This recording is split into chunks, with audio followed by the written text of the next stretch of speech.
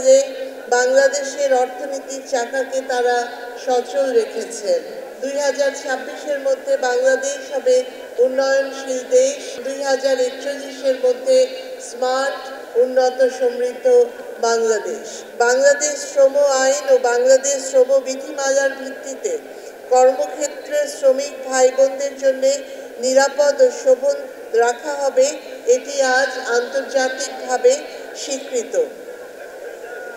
আজকের বাংলাদেশ স্বল্পোন্নত দেশের কাতার থেকে বেরিয়ে মাননীয় প্রধানমন্ত্রী শেখ হাসিনার নেতৃত্বে উন্নয়নশীল দেশের পথেই অগ্রসর হচ্ছে।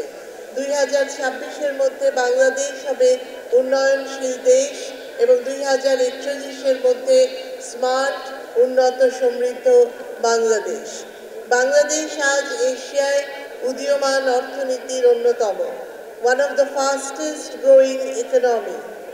অর্থনীতির এই মিরাকেলের মূলে রয়েছে আমাদের শ্রমিক ভাই বোনদের গুরুত্বপূর্ণ অবদান। নিরন্তর কঠোর পরিশ্রমের মধ্য দিয়ে মাথার ঘাম পায়ে ফেলে বাংলাদেশের অর্থনীতির চাকাকে তারা সচল রেখেছেন। সকল সময়, কঠিন সময়ে কোভিড-19 যখন আমরা মোকাবেলা করছি, সেই সময়েও আমাদের শ্রমিক ভাই বোনেরা তাদের কর্মক্ষেত্রে এসে আমাদের অর্থনীতির চাকাকে সচল রেখেছেন।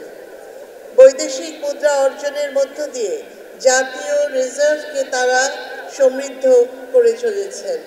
কাজেই এই সকল শ্রমিক ভাই বোনদের জন্য জাতীয় পেশাগত স্বাস্থ্য সুরক্ষার বিষয়গুলো এবং সেফটি দিবস অর্থাৎ নিরাপত্তা নিশ্চিতকরণ আজকে একটি গুরুত্বপূর্ণ শ্রমিক অধিকারও বটে।